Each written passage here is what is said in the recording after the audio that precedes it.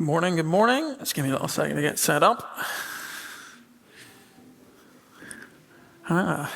Amusingly, on a day when I really want to share a message of returning back to a simple place, I made a presentation so complicated that the computer couldn't deal with it. So there'll be elements of it that will appear there, and there'll be bits of it I'll have to act out. So you'll just have to follow along with me in it. But the second, as Leslie was saying, the second and last of this little mini-series on prayer. And over the last few months, God's really had something sort of poking and prodding away at me that whenever I was asked to speak this morning, I really thought this is what that was for. And it was really about prayer in the everyday. Not every day as two separate words, but in the everyday, in the normality, in the day-to-day life. And so I want to share, and I was going to share some videos. They weren't particularly well taken, so it's probably a blessing that you're not going to have to see them. But I want to share something that on a holiday that our family took a couple of weeks ago, we visited a place in the south of Spain that I visited a lot of times before. And on the 16th of July every year, they have the festival of the Virgen del Carmen, which is obviously very beautiful Spanish. But basically they have a festival where this fisherman's village parade this statue. There are 6 rows of men carrying this. They leave a church at 9 p.m. at night. This year they returned at 25 to 2 in the morning. They carried it the entire way. All this time, this procession, everything about it was a prayer walk, essentially, to ask for the blessing of that year's catch. This is the history of this festival is a group of people seeking God's favor and blessing, and so doing something, acting in a way in order to show God that they were trusting in Him, albeit through the Virgin, trusting in Him to deliver their catch for the year. Now, I did have an incredible video of them walking down the street with some of the most horrific cornet sounds in the background. And I was going to tell you that you're incredibly lucky to have musicians who are both gifted and willing to put in the practice and time and also understand what instruments are maybe appropriate for such environments and ones that aren't. Because subtracting is as important as adding sometimes when working in the kingdom. But this is an incredible spectacle. I saw it as a young child, and it has stuck with me for years because it absolutely terrified me. And it reminded me of years ago listening to Billy Connolly stand-up routine, and he was talking about Christians and Christianity, having grown up in Glasgow surrounded by it. And he said he was in the centre of Glasgow once with his little grandson, and someone walked past at Easter with a crucifix with Jesus on the cross. And his grandson said, in a very delightful young Scottish accent, who's that? And Billy Connolly said, that's Jesus. And the child said, the baby Jesus. And Billy Connolly said, it's the most heartfelt spiritual cry of, I can't believe they did that to the baby Jesus. And as a child, that's what it really was to me. I was just horrified by this thing. The whole thing terrified me, partly because if we go to the next picture, at nighttime, the entire thing is lit up. They also carry it into the sea. They disappear into the sea with this thing, and they carry it for about an hour to an hour and a half in the sea. They continuously raise it up above their heads, and the whole thing was just lit. And as a young child, I remember looking at it and thinking, I don't know what this is, but I'm not sure I want to be a part of it. But as an adult, watching these people process down the street, playing their music, they moved incredibly slowly. They took time. There was something about it within me that made me really think this is an act of sacrifice, what they think they need to do in order for God to hear them, to answer their prayers. But as we stood on the beach and watched hundreds of people take out their iPhones, and in a few cases iPads, because some people just don't learn, they all faced towards the firework display. Almost no one was looking into the sea where this procession was happening to ask for God's blessing. Almost everyone was looking at the fireworks. They were impressive, but as soon as they finished, the phones went away, the beach emptied, and the oddest thing was that the statue was still in the water. The people walking in prayer, asking for God's favor, were still in the water, and they were for a long time afterwards. And everyone just left. And I remember feeling a deep sense of sorrow that this was happening. And then my mum who has no real spiritual background now, watched on the TV as they processed back into the church. And there was a group of very young children who'd been part of the parade, and they were all very emotional, and you could see them praying. And I was encouraged that actually there was still something in this act and this historical thing, that people were still doing it for the reason that it had been started. They knew that they needed God's favour, and so that's why they were doing it. Now, in case you were thinking, with this procession in the middle of July, with religious iconography being held above people's heads and interesting tunes from people who maybe shouldn't be playing the instruments, if you were thinking, oh, that seems slightly familiar, I think I've heard something of that or seen something of that before, just in case you think this is an attack on Catholicism in some way, I grew up around this as well. And the truth is that quite often you look at these things and people are holding up banners that have Bibles, they're holding up banners that have verses, they're holding up these things and saying this is a walk of triumph and victory and prayer. And quite often in our world, these are the pictures that people see about interactions with God. This is potentially what people see as what you need to do in order to have God's favour. What you need to do if you have God's favour is parade it in front of other people and claim victory and triumph and superiority. And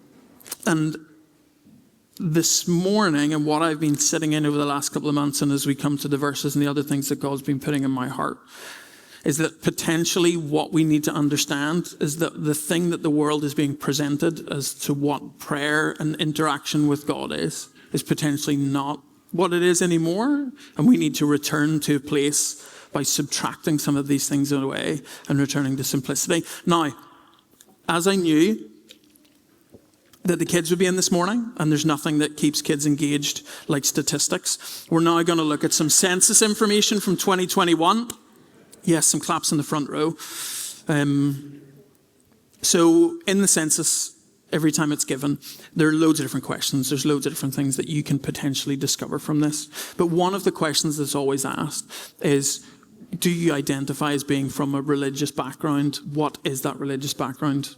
And obviously in Northern Ireland, there's quite a lot of baggage sort of connected up in this. In 2021, the average for the whole of Northern Ireland was that just shy of 17.5% of people said, I have no religious background. Now, that doesn't include people who say they're something because historically that's what their family claim. It also doesn't include people who didn't answer this box as well, so the number is probably a lot higher. But in areas like Fermanagh and Newry, Mid-Ulster, the numbers are relatively low. And that's to balance out the numbers from where we're from Ards and North Down.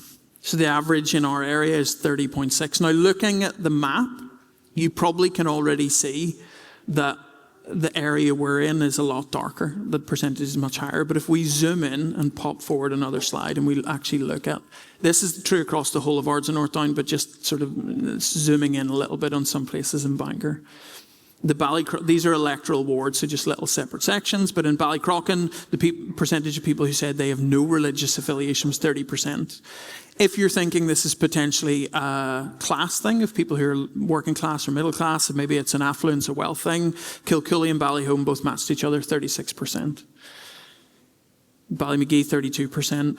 But then this one really, really hit home with me whenever I discovered it. So the picture on the screen is the electoral ward, the area that this building is in, but also 196 on Seacliff Road. So the spaces that we have spent time worshipping God, spent decades in 196 trying to grow God's kingdom. The percentage of people in this area who say that they have no religious affiliation whatsoever, no connection to God, His Word, they don't know God, is 40.5%.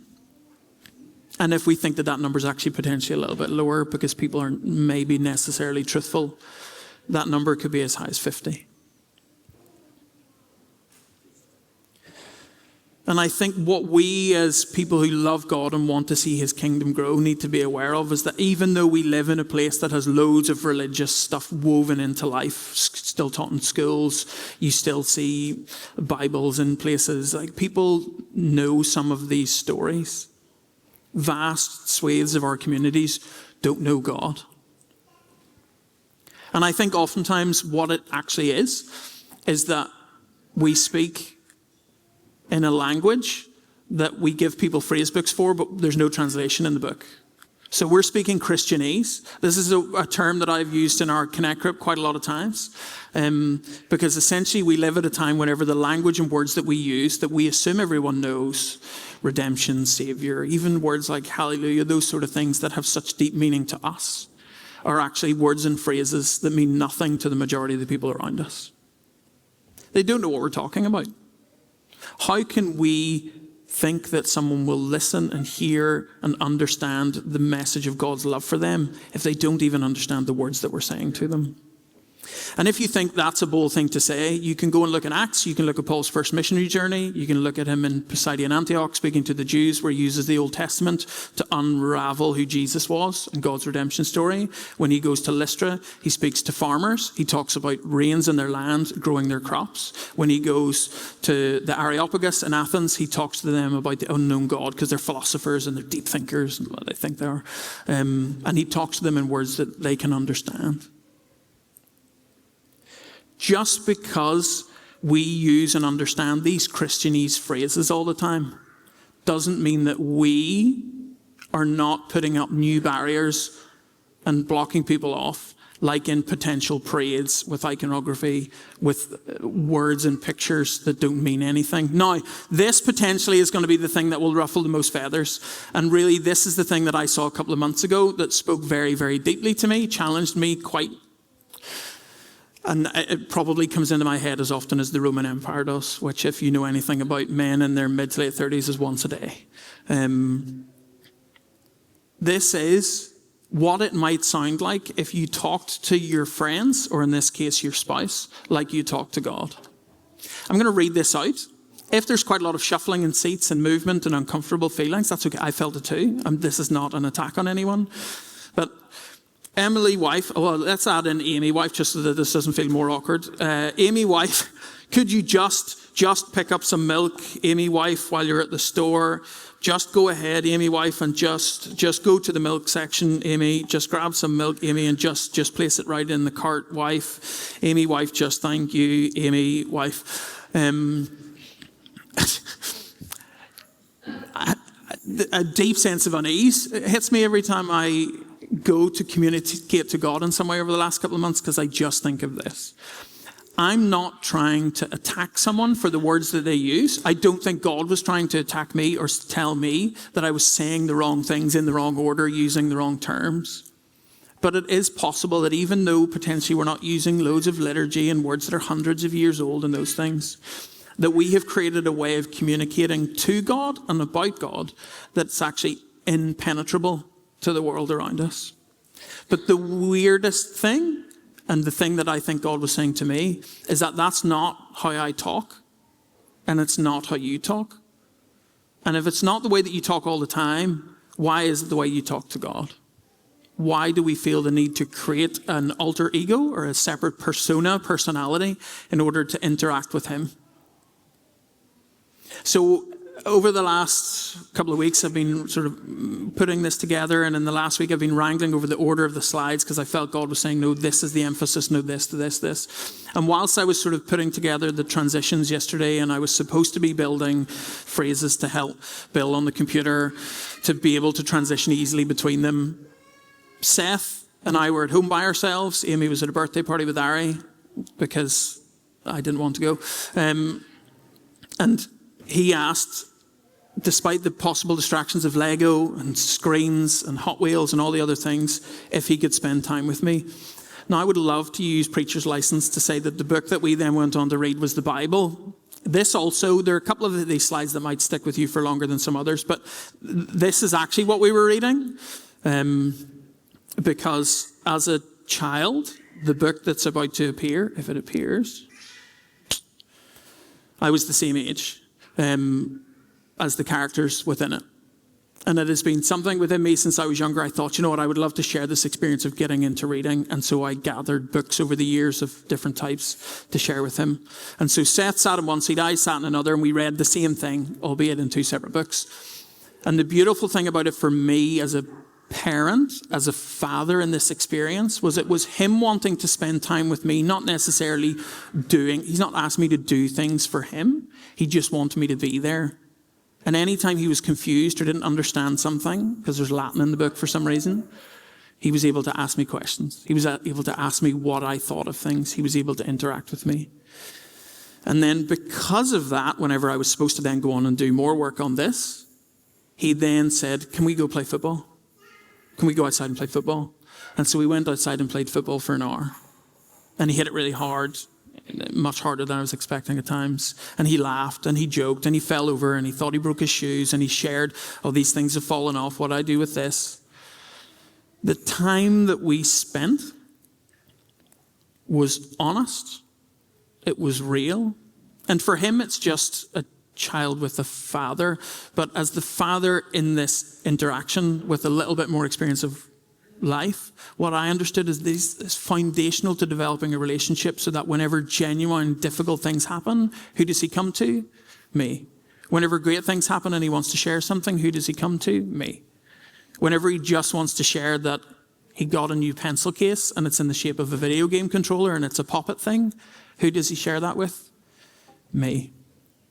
These foundational moments where he was honest, present, did not use weird magical words, didn't use big flowery language, he didn't try and make things up, he was just there and he was honest. They are the things that build the foundations. Now, before anyone takes umbrage at the pictures that are on the screen, let's hop across to the verse that actually was at the heart of what I want to share with you this morning. It's from Psalm 37, and it's verse 4. Delight yourself in the Lord and he will give you the desires of your heart. I've really been challenged over the last couple of months, not by the second part of that, but by the first part. Not just because I have a face that trips me all the time and that the delight and joy of the Lord rarely seems to reach the outside, but because what I think God has been trying to show me is that this is actually not talking about bouncing up and down and running all around and shouting out. It's actually about spending time in the presence of God to develop the foundational strength and core of the relationship, so that all the other things that happen are built off the basis of that. The other thing that is happening is that you're being transformed. He will give you the desires of your heart. If we hop across onto the next slide, from 1 John, this is the confidence we have in approaching God, that if we ask for anything according to his will, he will hear us. Therefore, anyone who is in Christ is a new creation. The old is gone and the new has come. Whenever we are in relationship with Jesus, we are transformed. But we're not just transformed from being dead to alive. We're not just transformed in being saved. We're actually being moved, we're being changed into someone who seeks the will of God, seeks his presence, and through that transformation seeks his will. In the Lord's Prayer that we prayed before I started speaking, your kingdom come, your will be done. Whenever God's will is done, his kingdom arrives and it transforms places. The reason why I showed you those statistics is because Bangor really needs change. Northern Ireland really needs change. And the change that it needs is God's kingdom. It needs his will to be done. And I know I've been talking about quite a lot of things that don't seem to be prayer on a day where I'm supposed to be talking about prayer. But the truth of it is that I think delighting ourselves in God, if we go the whole way back to the start of the God story, when we looked at the garden, where he walked in the garden with Adam, when Adam was able to delight in God because he spent time with him. Perhaps what we've done with prayer is we've gone to the furthest reach and added loads of things to it to make it quite complicated and ritualistic and ceremonial. But actually maybe what we need to do is return to the idea that it is simply spending time delighting in God's presence. And then if that is our heart and we are transformed, seeking his will and his kingdom, then we can add those other things back in with the right heart. These ancient prayers, when we pray them, have a different meaning because we actually mean them. Hebrews 4:16, let us approach the throne of grace with confidence that we may receive mercy and find grace to help us in our time of need. It's not just about excited and joyful and happy all the time. If we are delighting in God in our normal everyday life and spending time praying, whenever things are difficult, who will we turn to? Like Seth in the back garden, whenever his shoes broke, he turned to me because he was comfortable and honest in his Father's presence. I want to jump forward slightly to the penultimate slide, which has a picture of 196 Seacliff Road. Because I think the other real feeling and call that I sense from God in this time is that I was asked to speak for the first time last summer before we left, and there was a real sense of anticipation and moving out and what was the season going to be. And we've kind of, hopefully, prayerfully, we've reached near the end of those stages. We're not going to get into it now. But through prayer and giving and sacrifice and service and hard work of many, many people, we're reaching a point where we will be moving back into that building. 40.6% of people in the area that building's in say that they don't know God. They have no religion, no connection to it whatsoever. If we're going to be a people that transforms that, if we're going to be a people who see his kingdom come and his will be done, then the challenge, the encouragement is that the basis of that is that if we delight ourselves in the Lord, he'll give us the desires of our heart. We want to see that number come down, not because it's a statistic, but because it's people's lives being transformed, redeemed, saved, part of God's kingdom. We want to see hope and restoration. And that will all be built on the basis that that is a building where the joy of the Lord is present, where people delight in him, where we come together and it's not we do that and then we delight in him outside. In our everyday, we're spending time in his presence. He is bringing us his joy and his restoration and his salvation. As we move towards the last parts of it, I just want to encourage you with that first half of Psalm 34, which will come up on the screen. And I want to read a verse from Isaiah 43. Because I think this is the encouragement for all of us. Isaiah 43, verse 19. Behold, I am doing a new thing. In some of the translations, it says, behold, I have already begun to do a new thing. Now it springs forth. Do you not see it? I will make a way in the wilderness and rivers in the desert. 40.6% of people not knowing anything about God seems like a desert. It seems like a wilderness. But that building and the things we do there will not be something from scratch. But God has already been doing the work. We just get to join in. We get to delight in being part of his kingdom and his plan. And so as the band come up, I'm going to ask if we can put the Lord's Prayer back on the screen, the same slide from earlier, if that's possible.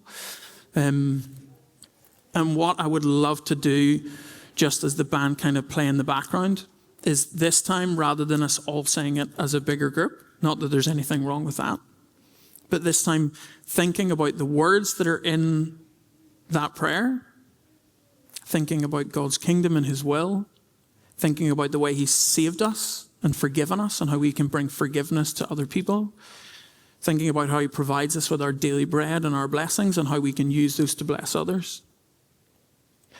I would love if we could spend a minute or two delighting in the Lord and what he has done for us. And if you want to say that out loud, if you want to say it under your breath, if you want to say it to God, if you want to use your own words in a way that are more simple, potentially more honest to where you are, if you don't feel like being in a place where you can say that, if you don't know God personally and you don't feel like you can delight yourself in the Lord, this prayer reminds us and encourages us that Jesus has already done what is necessary for us to be a part of God's kingdom and to enter into his will.